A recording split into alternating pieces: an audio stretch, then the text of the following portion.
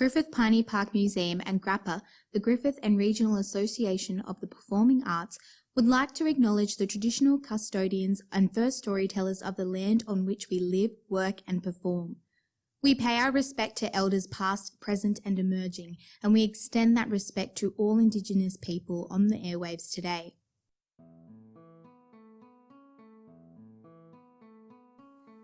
Vintage Voices. Tune in to Griffith's History, a radio play series by Griffith Piney Park Museum and GRAPA. There was a time when the wireless was king. The family ritual of gathering around the radio set was at the heart of households, tuning into their favourite stories or news from beyond their communities. Vintage Voices is the resurrection of this ritual, telling tales based on the real histories of Griffith through the nostalgic radio play.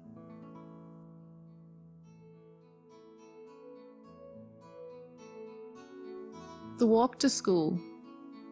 Every grandparent has a story about their daily journey to school, a tale passed down to their grandchildren of how the world has changed since their school days. As the memories unfold and the words "back in my day" form, they once again become those young, sprightly students trudging their way to school.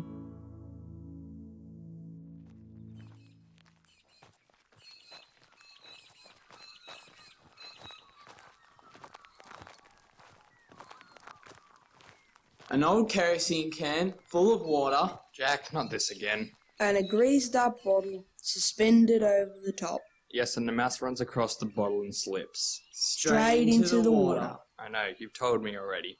Isn't it a fantastic idea though, Cliff? They've caught thousands of mice that way around here. Oh, well there's plenty of mice to catch, isn't there? Will you two hurry up? I'll say, it's the biggest mouse plague Pa's ever seen, he thinks. All through my bed last night they were. Mm-hmm. Ma's going mad trying to keep them out of the house. Chasing the little buggers with a broom, hollering. Yes, well that can be difficult, considering our houses are made of bags sewn together. Yes, it's called Bagtown for a reason. Now we will come along, we'll be late for school. Do you think the mice will figure out the trap, after seeing their friends keep falling in? I can't imagine they'd ever be too clever. Uncle Ron told me once that rats were clever. What? Rats. They're clever. He said the Chinamen he met on the goldfield say that rats are intelligent, diligent. Jack, never mind the cleverness of a mouse, enough dawdling and come along. Rat? What? I'm talking about a rat, not a mouse. Well, if you want to be clever like your rat mate, you'd hurry up and get to school, lest Mr. Williams gives you a caning. We've enough time. I expect our journey has been halved now that they built that stile for us to cross the channel. It would take off 3 minutes at the most. It's still a 2-mile walk. I heard that Mr. Ravenscroft from Hamwood School is organising a school van to collect children. If we get a seat on that, we wouldn't have to walk. We still would when it gets wet and the road gets boggy. We will have to get out and run alongside like we do when we go to town now in the sulky. Yes, but most of the time... Please! Fine. Why so worried, Will? I've got the best attendance so far. I need the best attendance. Why? I just do, understand? No, it's just school. Mother said... Oh, are you afraid of your mother? Oh, Mother, I'm ever so good and ever so fast at getting to school. Look how fast I am, Mother. Enough, Jack. Oh, Mother, I would be faster to school, but that nasty, evil, vile, wretched Jack is just so slow and slovenly. Oh, Mother, please don't give me a clip across the ear. William, naughty boy, enough. I shall send you to bed without your supper. Oh, my bed full of mice. Please don't. Oh, you needn't worry about the mice. They've all been caught. It's those clever rats you need to worry about. So truly, why do you care so much about your attendance? Ma said that if I stay out of trouble, I can go to the picnic at the river this Christmas. The picnic at the river? Why wouldn't you go anyway? Besides, you went last year. No, I didn't. Yes, you did. We rode together in the back of the wagon all the way there. No, we didn't. You were there. I remember now. We covered ourselves in river mud and my Auntie May was furious. That wasn't me. We captured a dragonfly? No, And we laughed when Uncle Fred fell in the water. not me. Oh, I guess I was having so much fun I didn't notice. Where were you? Waiting at the shop. I saw you off from the shop and just waited there till you got home.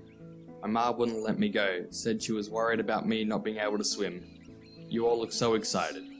Brown paper sandwiches, frozen oranges, and cordials all packed up in baskets. The singing had already started before the wagons left. I waved you all farewell, and at first you waved back. I suppose you kept waving until the excitement overcame you and you joined in with the singing. I kept waving until the wagon was out of sight, and then a little more, I think. It would have been the most exciting thing I could imagine in this world, to picnic out the river. Oh well, I'm sorry. Doesn't seem fair, does it? We had such a time out there. You shouldn't have missed it just because your mother is worried. It's okay. She may be right, I suppose.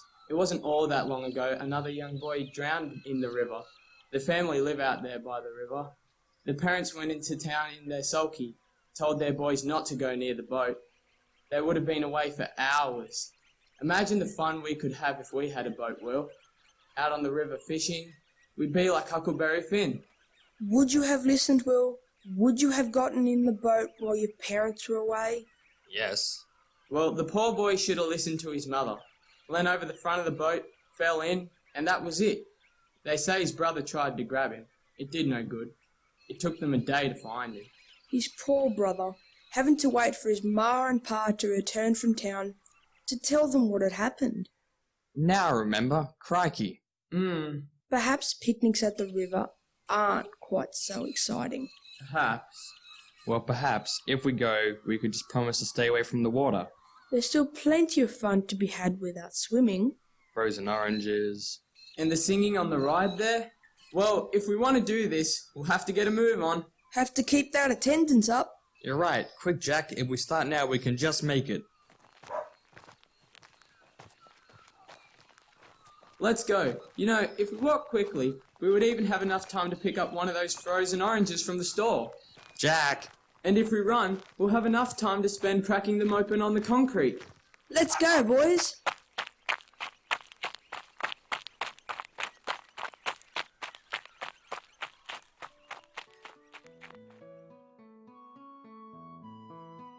The Walk to School was written by Bonnie Owen and Lisa Semmler and directed by Bonnie Owen.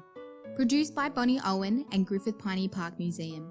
Edited by Aaron Grugan. Original music by Catherine Innes. Selected sound effects courtesy of Charles Sturt University Sound Files. The Walk to School featured the voice talents of Isaac Curry, Ryan Butler, Simon DeQuino, and Brett Morton. Next week on Vintage Voices, love letters in kindly forward to the experimental farms.